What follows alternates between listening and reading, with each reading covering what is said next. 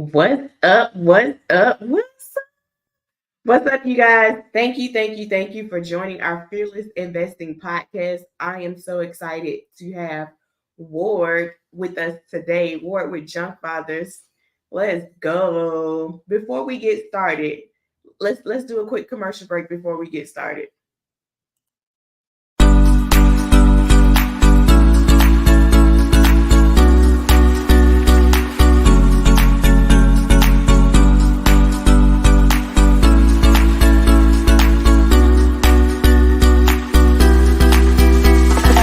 Yo, what's going on? What's going on? Listen, it's Keith Everett, Real Estate Diddy. I'm right here at the Simple Sexy Flipping Conference. I gave 10 ways on how to find off-market properties. If you're somebody trying to learn how to use the bank, find private money lenders, and know how you can fund the properties, you need to be here.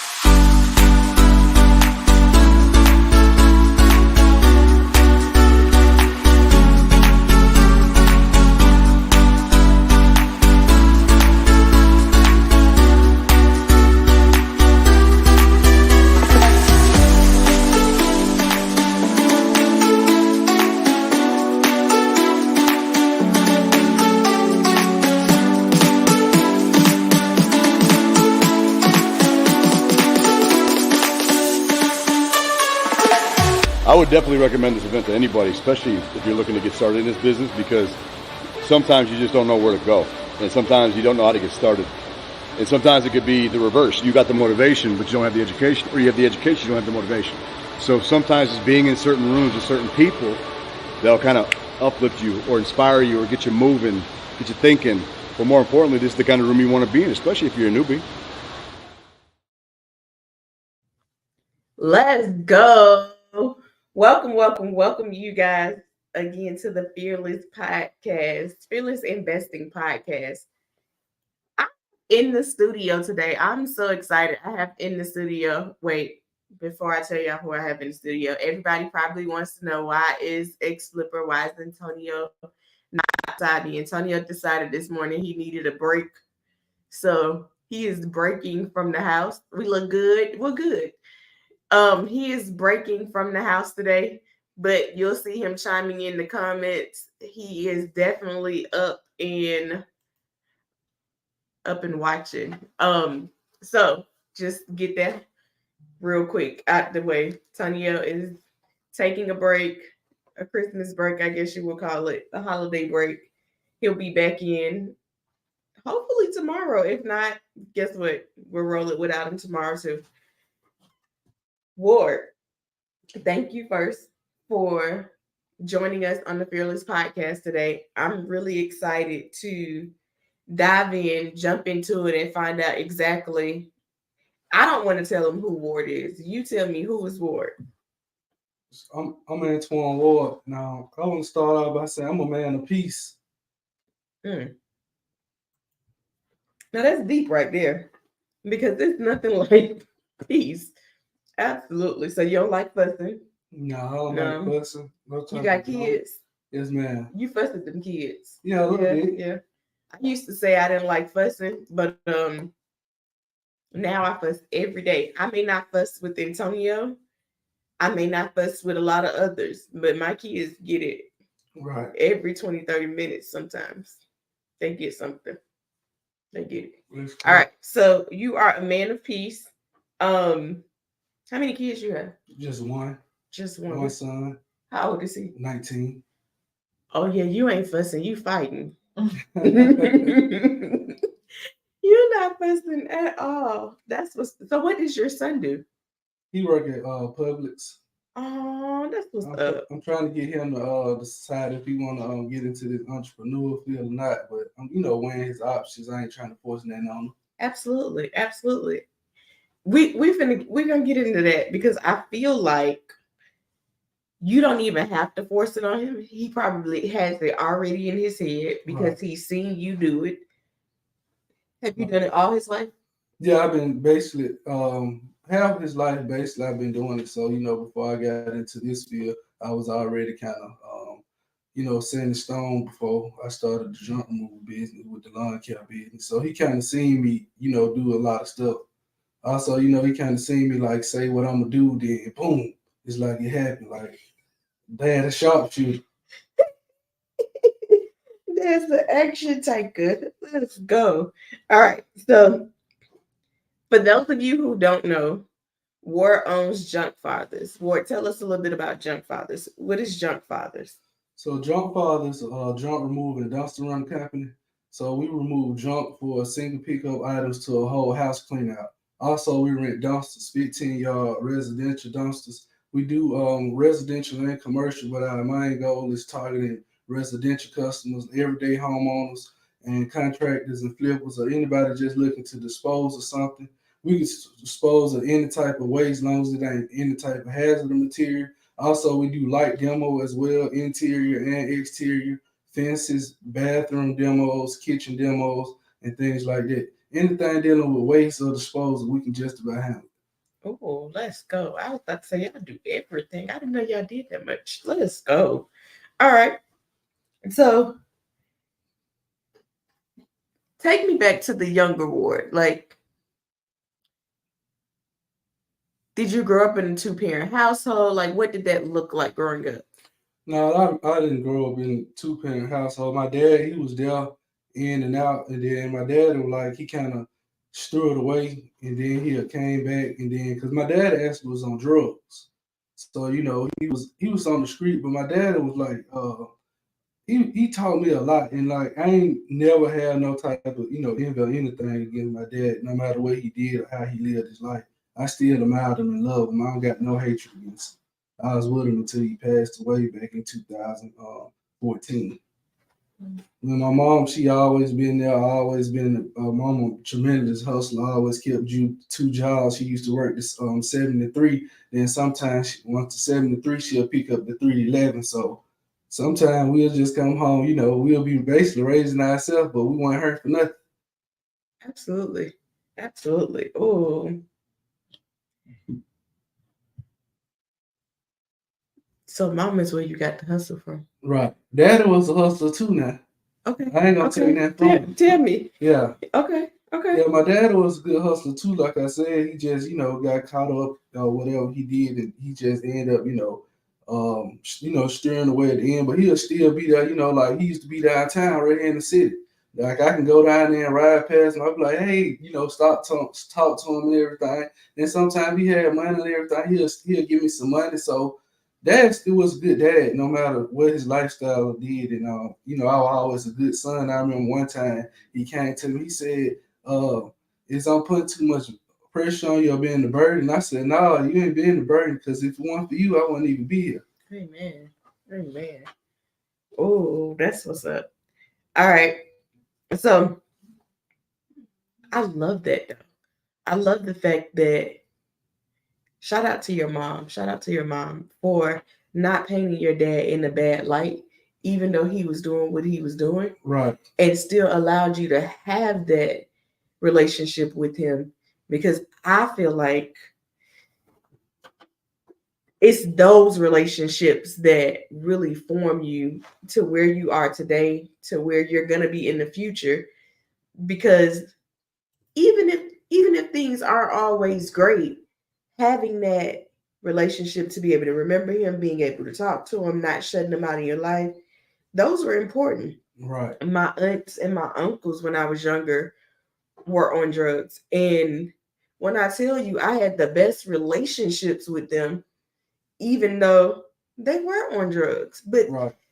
a lot of people, you'll think of it, okay, they're on drugs, so you shouldn't, but they're not on drugs the whole time, and they're still like, my uncle taught me so much, and I don't know when he would be on drugs and when he wasn't, but when I tell you he was the best cook, he could sew, like he was so handy at doing so many things where you really didn't even know if he was or if he wasn't. You just knew because people told you Right. that was his lifestyle, but you really didn't know. Like, yeah, I love that. I love that a lot. So you started off doing lawn care. That's correct. Started off in the lawn care business. As I left the warehouse, I worked in the warehouse of Associated Grocery Foods for 5 years. I did 2 years as order selector, just load stuff on the pallet. Then the last 3 years, I stayed on the foot. I was a forklift operator. So I still got that in my back pocket. Anytime I can pull it out, but I ain't going back to the 9 to 5. Why not? Why not? What's wrong with going back to the 9 to 5? I don't have nothing against the 9 to 5. It's just like back to what I was saying, like the 3 to 2 years, like the first 3 years I was just doing to get enough to get by. Then the last 2 years I was in there doing everything by the book, making preparation there because I knew I was gonna run it. I was just going ahead and lining everything up to start trying to do stuff the right way and make sure I'm, staying on task of what I say I'm gonna do, being on time, and just doing everything that the company required me and paid me to do. I was doing with excellence. I actually had perfect attendance. Like for a whole year, I ain't missed one day. So you was the perfect attendance kid in school too, huh? No, not school. Yeah, I didn't do too well in school. Like school, it was always a good thing. But like when it comes to school, I'm gonna be honest with you. I already knew there wasn't no future for me in school because school ain't for everybody. So my granddad was an entrepreneur. He started out, left school at the 4th grade, and started working out on the farm to provide for his family. So, and I kind of followed the same trend, which is just true life. By the 5th grade, I knew it wasn't no college for me. That's amazing. School isn't for everyone. Like I feel like you're always learning, but it's the type of learning that really helps you. Like everyone starts to learn, okay, what is their best way of learning, whether it's tactile, whether it's visionary, whether it's um auditory, listening to it and repeating it. Like there everybody has their own learning styles. And sometimes school kind of handicaps what that learning style is and Uh, your growth.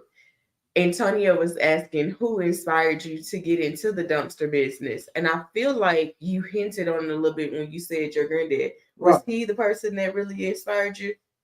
I ain't gonna say he really inspired me. It's Okay. like I kind of been around the waste management field my whole life, because my granddad tore down the house for the city of Birmingham for over 30 years. So kind of like from the age of 7 or 8 years old, I kind of always been around the field. And it's like I made my first $100 bill when I was like 9 years old. So I kind of got exposed to money at an early age. So then I'm kind of good with managing money. So once I got on the job and started making the money, it's too that would kind of like I can get this serious paper, but it's just in my bloodline. I'm gonna say to be an entrepreneur. Like I started out with the grass and the dumpster business. I don't know how that sparked in my head. It's just like I felt like it was another way that I can serve and be a little bit better of a servant with the hands on with my clients. Like it's like I did grass, but I was in it for the money just to make money. And I loved it. All I wanted to do, was cut grass and make cash. Then I feel like the Lord, well, I know the Lord called me back to another ministry, and that was back to what I know, and it's the hauling trash. And that's why I came up with the thing is building relationships and changing lives one property at a time. That's why most customers admire us and love us because we very personal with them, and they like how we give them the insight and helping them every step of the way. Absolutely. Listen, if your business isn't helping people, then understand that it's truly not a business at all. Although everyone is in business to make money, you really get the most impact when you are helping and you are serving others. Um, what made you jump off the porch? Like, okay, I'm making some good money on my job. You had to have some fears there, knowing that, okay, I'm about to leave everything and start the lawn care service. Right. Like, what kind of fears was going through your head between leaving that 9 to 5 and So just taking action? really, to be honest, when I was working for the housing authority. I was a groundskeeper for the housing authority. Mm-hmm. And I used to meet a lot of high end people down there, doing contracting work and everything. But what happened? I used to work. I used to work Monday through Friday, but I would be off on Tuesdays. Mm-hmm. So I used Tuesday and Saturday to cut grass. And I had like 20 clients, so it was enough for me to handle all them clients within them 2 days. So they had a new management. The first management, when they hired me on, said it wasn't no problem. They was fine with it. Mm-hmm. That I had to work on I didn't have to work on Tuesday, but then the new management came in and they re-interviewed me and everything. We sat down with them, how they offer you a job position and everything, and they said, well, Antoine, where you see yourself in the next 5 years? I was straight up honest with them because I already was making preparation to leave anyway. I was like, in the next 5 years, I see myself running the show. So they like, wow. They said, what show? I said, I'm gonna be the owner and operator of my own company. And they didn't think nothing of it. Then time went on with the manager and everything. And she came to me one day because they started losing all their permanent employees. Because I came on with the temp. Then when they hired me on, I was a groundkeeper, but they started losing their maintenance man. They were trying to put me like I was opening up doors. Like this ain't even my job description. I'm in there changing out toilets, and I just really supposed to be picking up paper, and cleaning the restroom or whatever and stuff like that. So I was doing a lot of other stuff. So as they began to get the voice on them to need me to come in and do the work, it came to a point where they was like, we need you to work on Tuesdays. And I was like, no, I can't work on Tuesday because they're going to cut into my business. Then she said, well, I tell you what, if you can't work on Tuesdays, then you're going to have to, you know what to do. So she didn't know who she was dealing with because I was already ready. I was just ready to take action. I used to be looking in the mirror because I was like, I knew I was going to make it. So I came in probably about a week later with a 2-week notice and put it on the desk. And she started laughing, thought I was playing. But that was it. Ooh, all right. So, that was a big push right there. So you jump off the sideline, you get into the game. Right. Did it go smooth? Yeah, everything went smooth because like I already had the setup. It's like everything was already in line before. I had everything you need for the grass business. It's just that I was using the job to still sustain me until I made the leap. Mm-hmm. But if it went, I didn't know when I was gonna make the leap. Everything happened at perfect timing, but that would really just force me out there to go all in. But once I left there, I said I know it when I'm looking back from there. Absolutely, absolutely. Antonia said, how did the important people in your life react to you leaving your job? Ooh.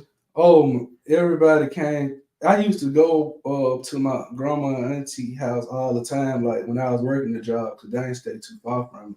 And I used to tell them, I'm like, I'm going to leave this job. But, I always going to point at mindset. I say sometimes when people have I'm going to say a poor mindset and a positive mindset, they don't see the vision that you see. Because it's your vision, your God given vision. But they'll say you might not leave that job and tell me to stay there. And it's just a lot of stuff like with the people that try to tell you not to do stuff because they don't see it. And then they just used to, a paycheck. Like one time I told my auntie, because I was just fed up, I'm like, how much you get paid a week? I can make that in a day. Well, and some feelings right there. So then because I'm young at the time and I was just being honest with it, but they still didn't see it. And I don't really think to this day they still see it. Because, I'm going to point at this too, because I'm a man of God. Jesus couldn't do too many miracles in his own city because they was looking at who he was. I definitely agree with that. I think you touched on something that you guys, we're going to always come back to our pillars. Who are you listening to? Like, are those people feeding you negativity or are they feeding you hope? Are they inspiring you? Are they telling you to reach your dreams that you can do it? Like, you got to be able to talk to people who have been through what you're going through or are trying to accomplish what you're trying to do. If they've never taken the leap to become an entrepreneur, then you can't tell me that what I'm doing is the wrong step because you ain't even trying to do it yourself.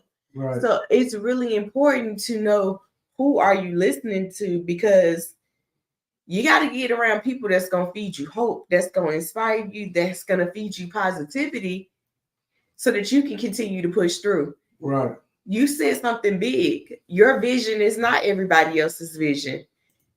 God didn't give it to everybody else. He gave it to you. So that vision that he gave you got to push through. You got to fight for that vision. You got to do it until it's as clear, until it becomes a reality, because there's a reason why he gave you that vision. You said earlier it's to serve and help more people. Whenever God gives you a vision, it's to help his people. So, yes, making money is a byproduct, but most importantly, it's provision. That's what he's giving you while he's giving you that vision.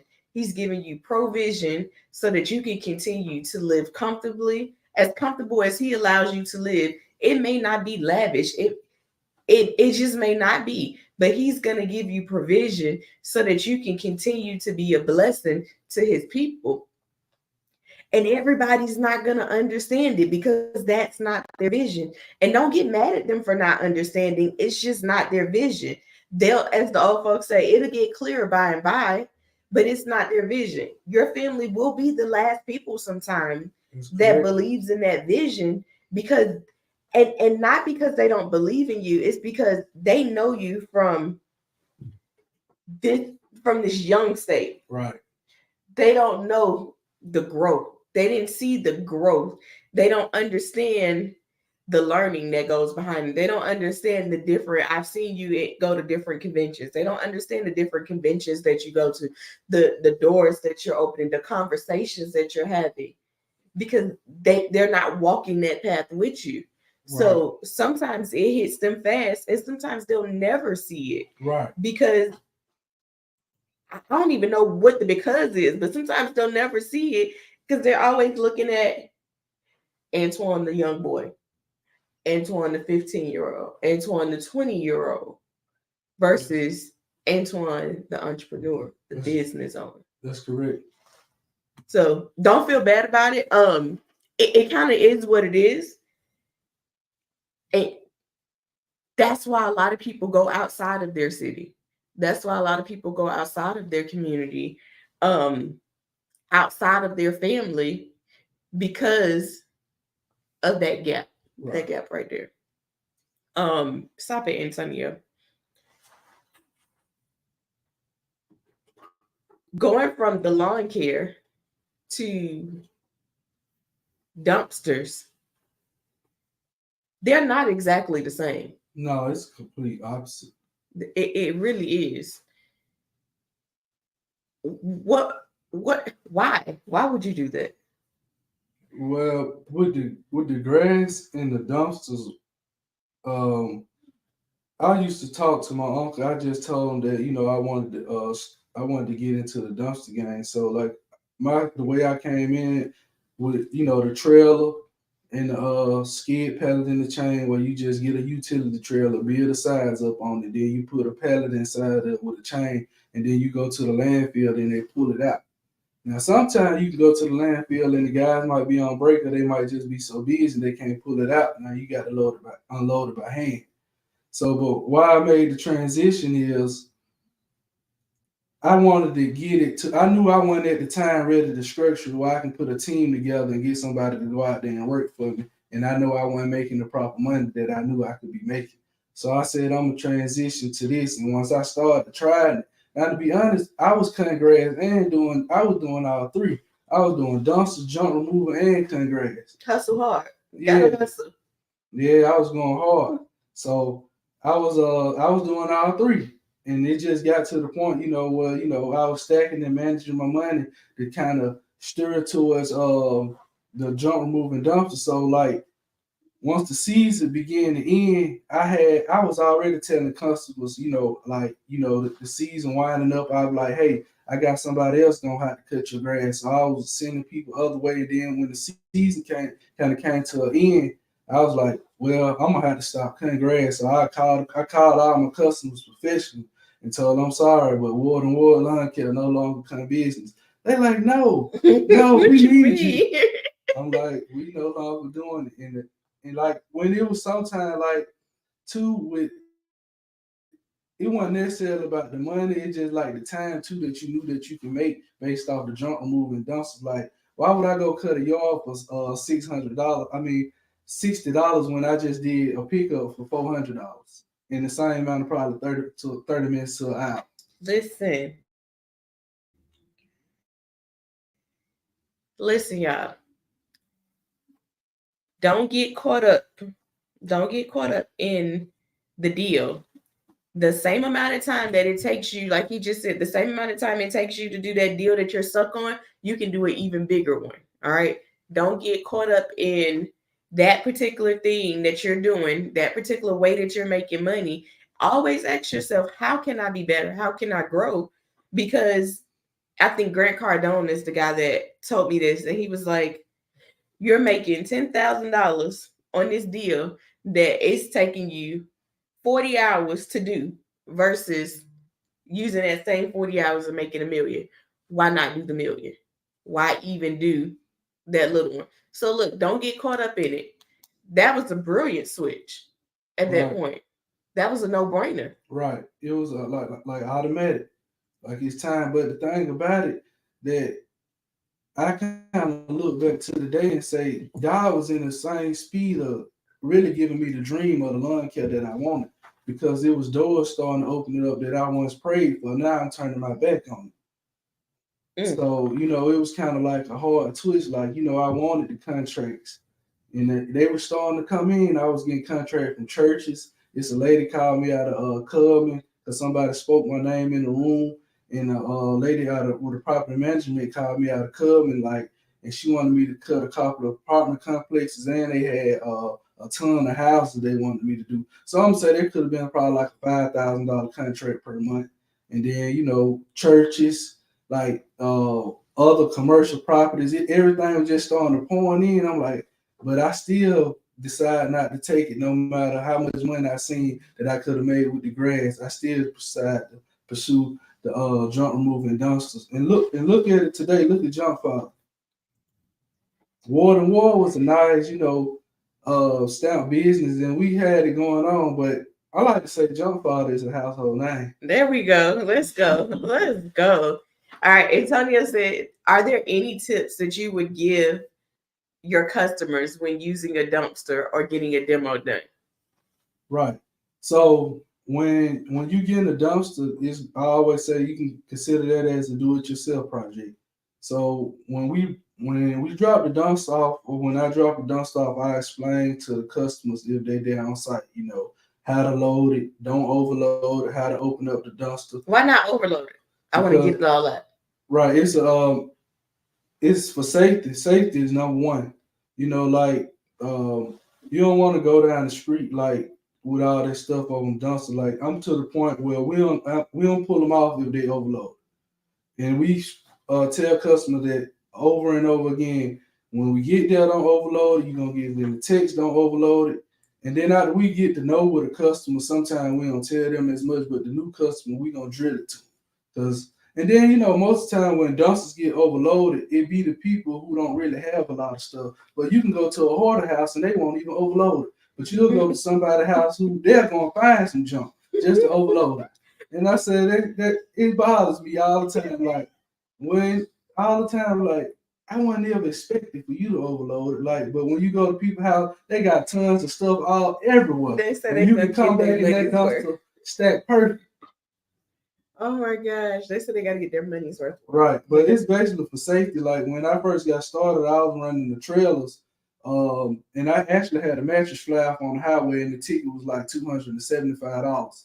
But it could have been worse than that because it could have went against DOT and all type of regulations. But I was just blessed by the state trooper that he ran it as personal instead of commercial. Ooh. Tanya said it'd be the neighborhood also. Yeah, like we were in Hueytown one evening and I seen some baby kids and they were literally taking their garbage and their stuff out their house and putting it in the dumpster. Uh-oh. And I was so furious. Now, every time I see somebody walking from one house to the next, putting in the dumpster, I'm like blowing my horn. Like, stop doing that because I got to pay for that. And right. I already budgeted how much I need for this dumpster. I don't need none of your extra stuff in my dumpster. Right. All right, we're probably the ones that loaded up, though. overflow every time. We had one dumpster guy where he would literally, if it was full, he'd throw everything off and leave it on the side of the street. I ain't mad at him because Right. at that point, like, you don't want it to be a hazard. You don't want it to hit someone when Right. you're on the highway because that's dangerous. That's like final destination type of foolishness. That's And you don't correct. need that. Adrian said, yep, neighbors are adding to my dumpster. They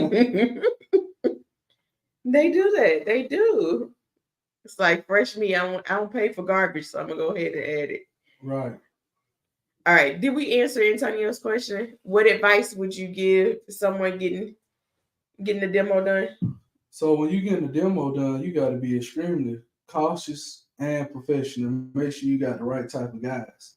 I'm gonna go dive in and say, just say you have some guys that they say they do demo, but they don't really know what they're doing, and you got a house with some power, and they go in, they start busting walls up, and then they saws off straight through a live wire. Now you got a boom and you got a pop. Now, if the person is not, certified or, a legitimate company who doing the demo for them, that's gonna be on them because first of all, they can't do the job.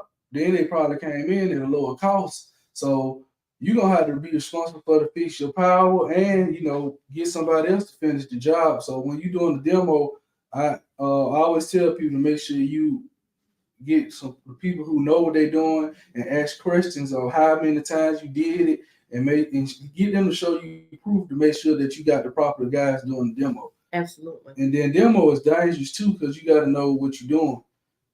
Everybody can make videos about throwing a sledgehammer into a wall, but you can throw a sledgehammer into a wall and really knock your back out of place. Ooh. So it's a lot of things that come with when you're doing demo and stuff like that. But the main thing when I say the tips for that gonna be make sure you got professionals because that live, even if the wall ain't live, but you still got some good wire and they saw through it, that still gonna cost an electrician to come there to have to fix it. Mm-hmm. Mm-hmm. But you can help them with it. Yes, I can do the demo. You can do the demo part. All right, y'all call Ward for the demo part. Now, because those are big facts. We had one guy in one of our Hoover projects where he was demoing one bathroom, and what he did was he cut through the master bathroom, demoing one bathroom. He cut through the master bathroom, so then we had to replace both, and we were trying to keep he was demoing the master. He cut through the hallway. We were trying to keep the hallway bathroom because it was a kit and the kit looked good. He cut right through that doggone kit. We had to replace both of them. We were so heated because that wasn't on our budget. It wasn't a part of our scope of work.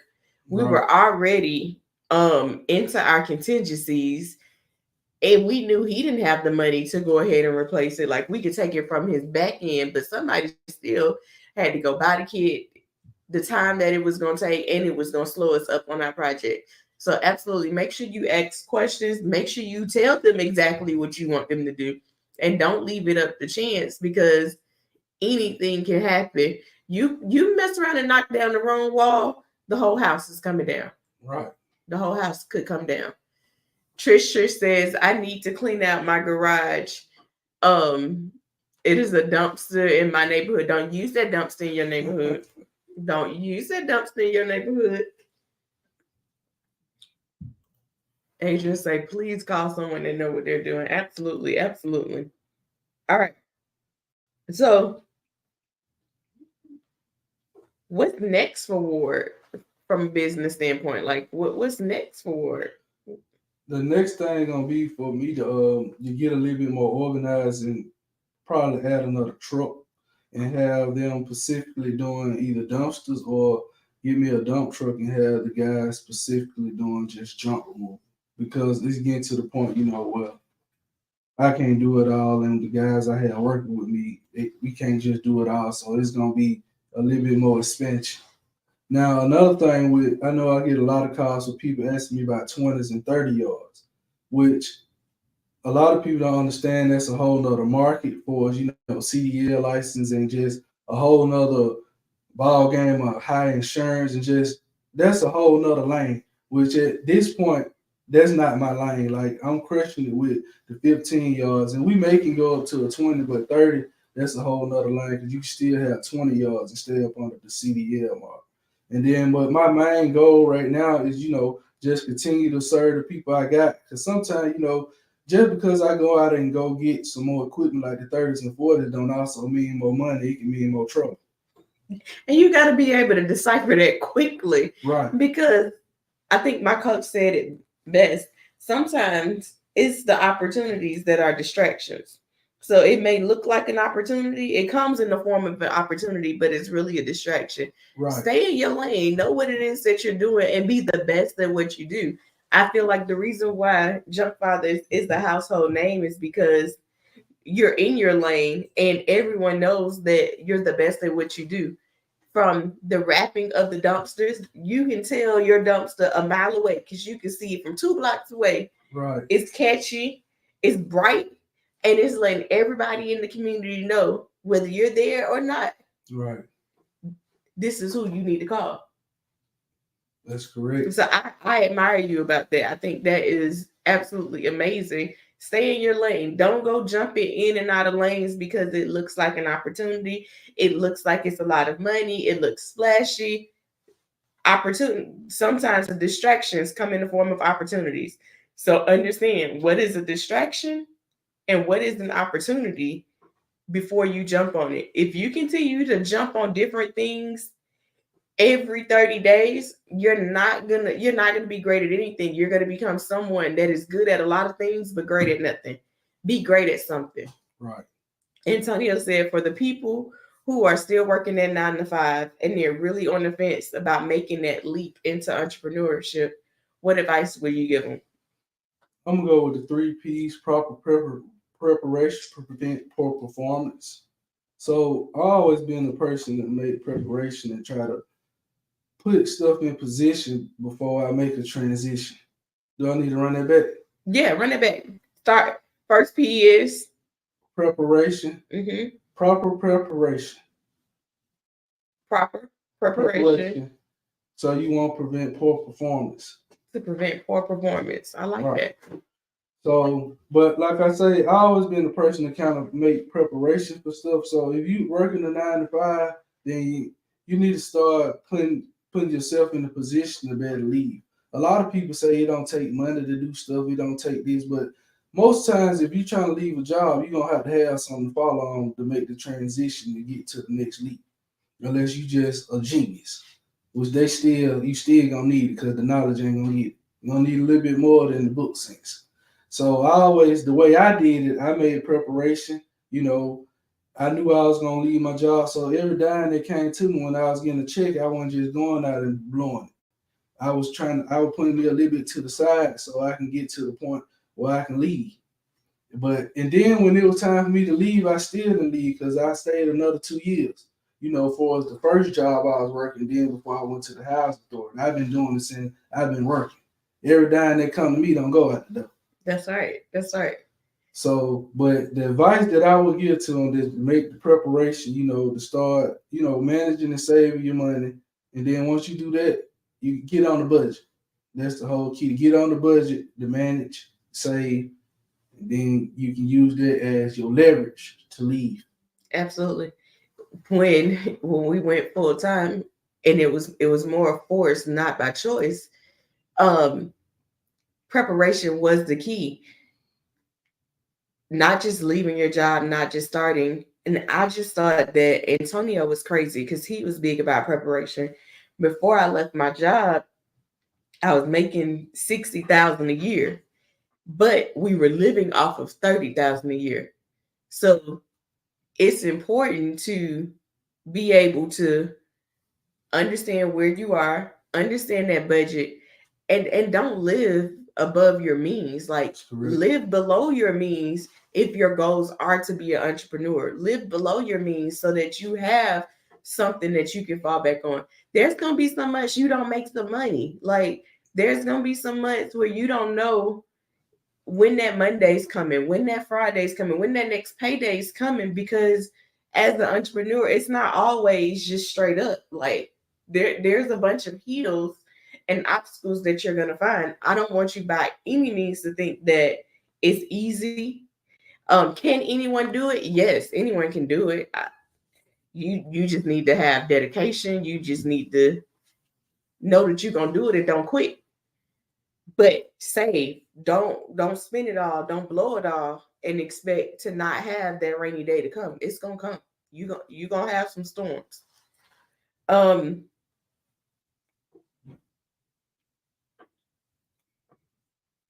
you excited about the conference? Yeah, I'm ready. Why are you excited about the conference award?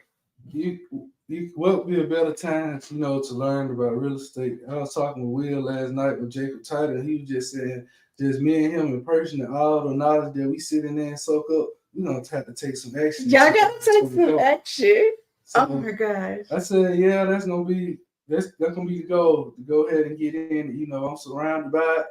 It's gonna be time to take those, but also for other people, to learn and get the knowledge that they need, because you just don't find it every day, and it's being delivered to you hot and ready on the platter. You just got to receive it. So last in August when we had the conference,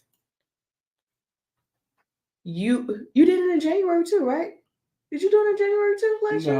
Just August. Just August. Okay. Right. So in August, that was your very first time coming to the conference. Were you interested in investing? Right, I've been interested in it a little. A little? Yeah. Did that kind of Oh yeah, it loosens you up because you get a better understanding, and the way everything's been broke down, give you a whole bunch of insight, and then the way that y'all bring in different people to give you each side of the story, all that play a part too. Because I always hear y'all say, like the more knowledge you get, the less fear go down.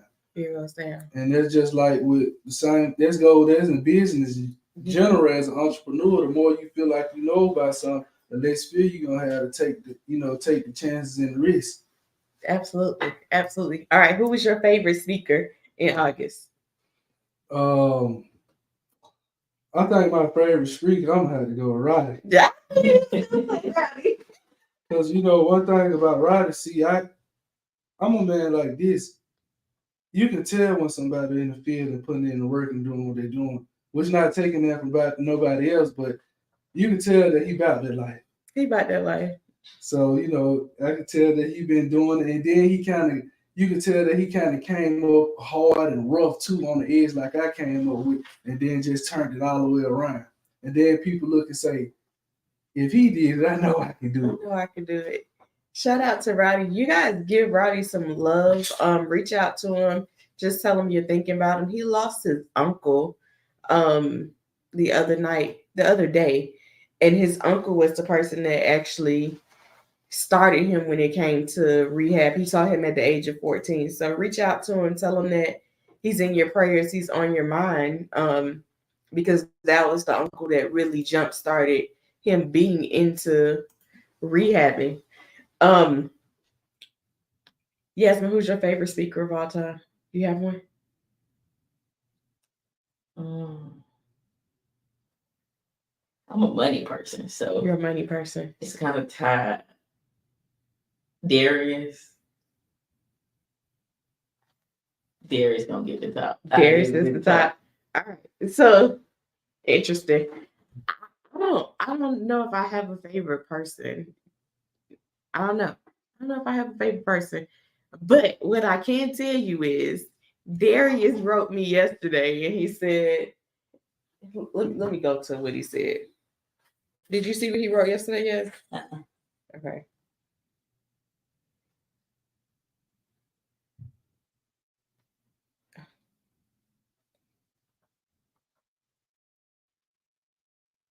He said, Can I fund $1 million live this year at the conference?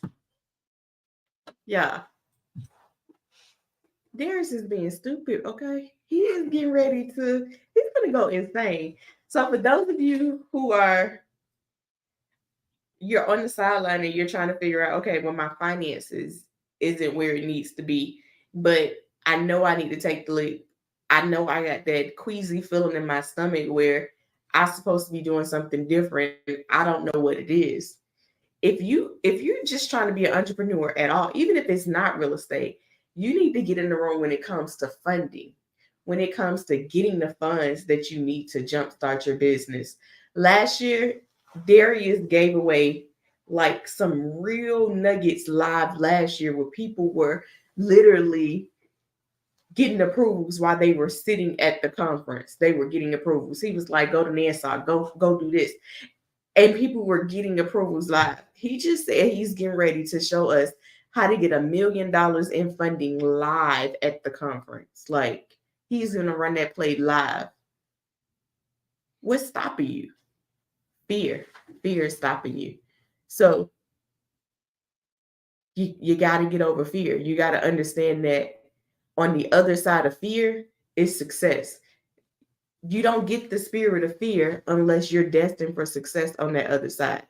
So get more knowledge, get more understanding, get in the room, be around like-minded people. You don't have to be in real estate. You don't have to be a part of our mentorship, but what you need to do is continue to learn, continue to be in environments that are going to foster your growth and not your downfall. Be around people who genuinely want to give to you versus around people who are constantly taking and pulling from you where you're not growing. If you are in a room where you're not growing, where you are not doing what you need to do, it's time to get in some other rooms. And when I tell you those rooms are around you, you just got to step outside your comfort zone. Antonio said, I know somebody who got 15,000 on the spot in January. Absolutely. At the conference. Like 15. Tell me what $5,000 jumpstart you right now. Like, is your ticket not worth you possibly getting $5,000 in funding just for being in the room? Is that worth your ticket? It's worth That's worth your sponsorship. Right. That's more than worth it. That's right. Just being in the room. And just, like I was talking to a guy the other day, and he said that, man, you be in all the rooms, don't you? I said, man, I asked the Lord to change my environment, and He changed my whole life.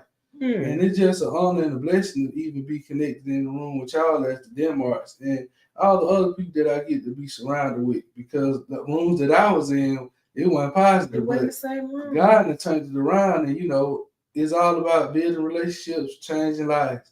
So to be a part of this and to be able to give a positive impact on where I come from and to be able to tell people the story, it's a blessing.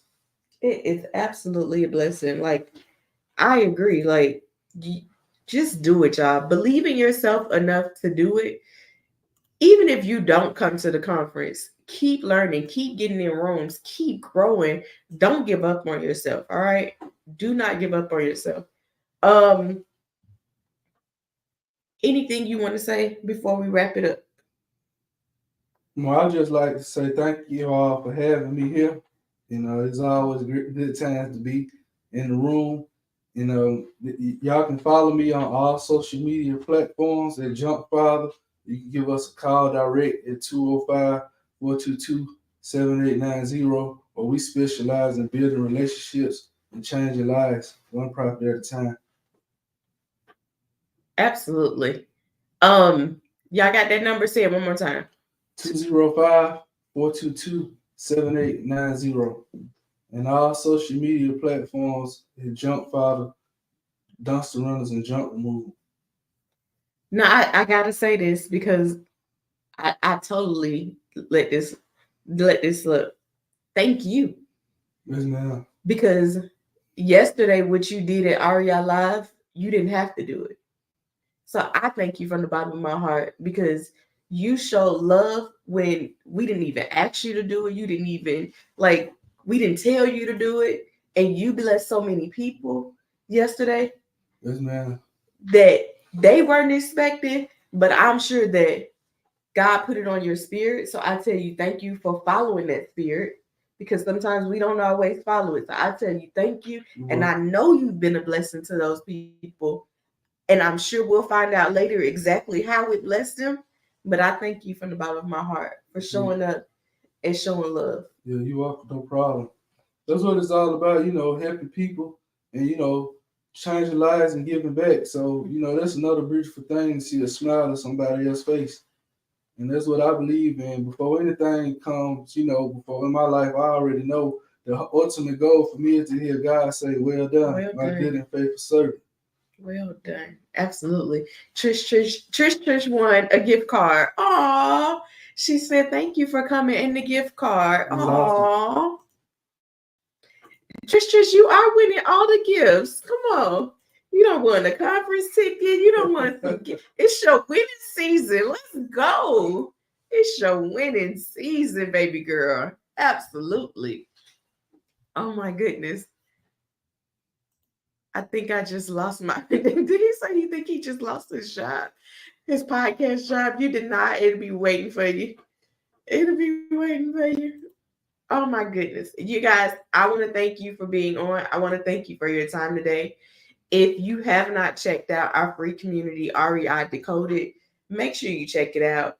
If you are thinking if real estate is for me, don't just jump in it. Join REI Decoded, learn some stuff for free and find out, okay, is this what I want to do? Okay, maybe it is, maybe it's not. But the only way you'll know is if you try, and I would prefer you to try for free before you try and do anything else. So join the group, get your free mini course. And let us know if it pushes something in you, if it's something that you want to do. If it's not, then just be there to be a part of the community, to be a part of the camaraderie, to be a part of an uplifting era that's really helping change lives and change your life for the better. Shout out to all my sponsors. Junk Fathers First, Ward with Junk Fathers, Jacob Title, X Flipper, New Weston, Dennos Funding, Good Home Inspections, and REI Decoded. Am I missing anything? If you haven't got your conference ticket, make sure you got your conference ticket. Ward is going to be at the conference. Nicole is going to be there.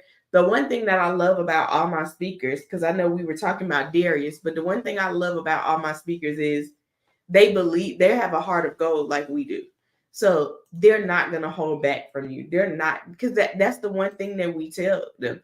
Like, don't hold back, don't try to keep something because if you are someone that wants to keep things within you, we don't want you a part of our community. We don't want you a part of our circle because we understand that the more you're in the position and the posture to give, the more you receive. So we want you to give until you don't have anything like God wants you to give. So our speakers are going to give, they're going to give it all to you. Darius don't have to show us how to get $1 million in funding. He can keep that million to himself. He can invest in real estate. He can invest in crypto. He can invest in stock. But no, he doesn't want to do that. Like, he really wants to give it to you. And why would he give? First of all, your ticket price ain't even enough for him to give you $1 million funding to. For real, for real. Somebody could pay him 30, 40, $50,000 for that. A big company that needs to get $1 million in funding.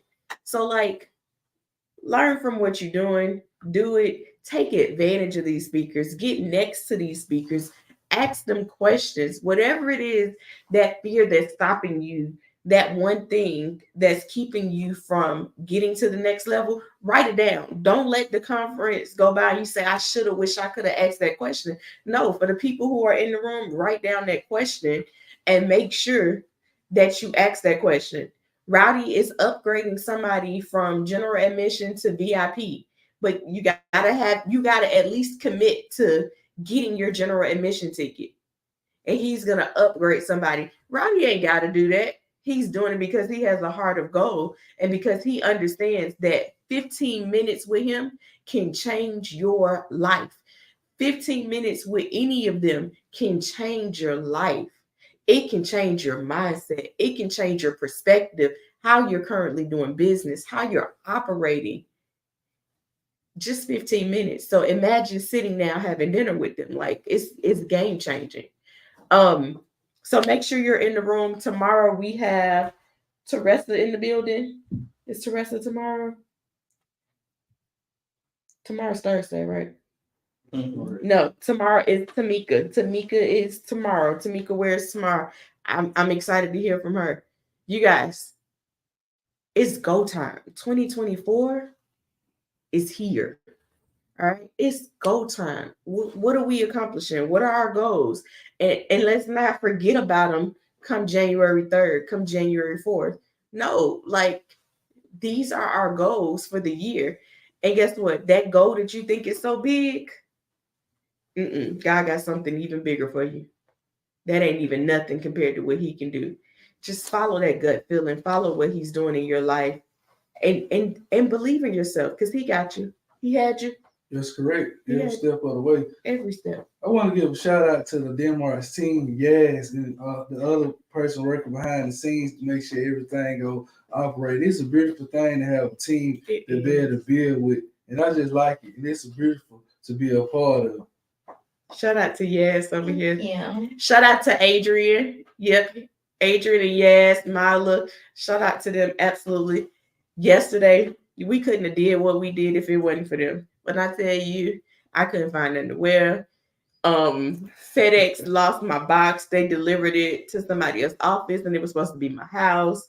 So I have nothing to wear. Everything that I was trying on wasn't working out. I couldn't get the kids ready in time, and they were holding down the fort. So shout out to the team, because if y'all, the party wouldn't have started, honestly, had it not been for the team. Tanya say thank you to the team. Absolutely, kudos to the team. Wait, Trisha say, did he say VIP? I'm ready to win again. I know that's right. I know that's right. I know that's right. You guys have an amazing, amazing day. We love you guys. Can't wait to see you tomorrow. Same place, same time. Peace.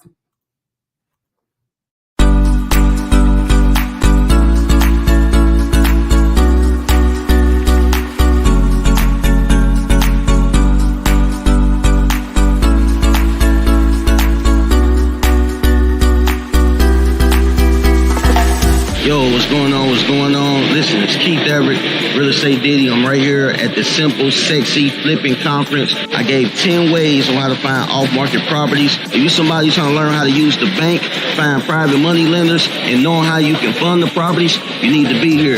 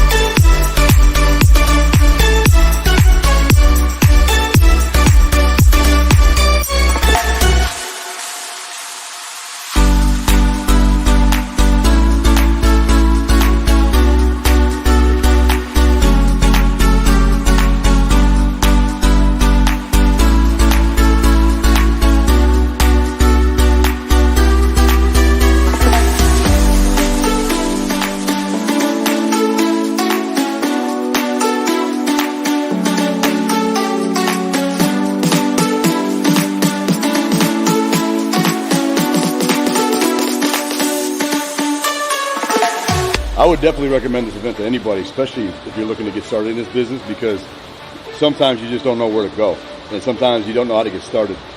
And sometimes it could be the reverse. You got the motivation, but you don't have the education, or you have the education, you don't have the motivation. So sometimes it's being in certain rooms with certain people that'll kind of uplift you or inspire you or get you moving, get you thinking. But more importantly, this is the kind of room you want to be in, especially if you're a newbie.